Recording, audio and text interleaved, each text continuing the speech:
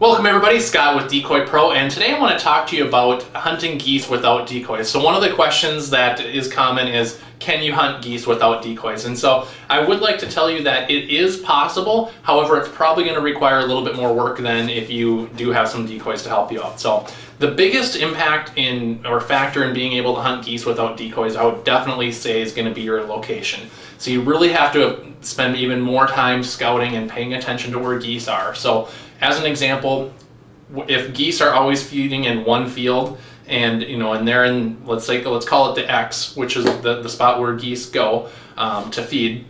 If you're set up right there and let's say you're sitting in some standing crops, or you actually decide to lay down in the field and get yourself covered up, or you have a layout blind, you can actually have some success that way without any decoys. So if you're just starting off and you don't have any decoys purchased yet and you want to see if you like goose hunting, that is something that you can do, is actually lay right in the field or use the natural covering to cover up. And as long as it's a place that geese are frequently going, you can have some success. The other thing you can do is paying attention to flight patterns. So let's say there's a pond or lake that geese are quite often coming from.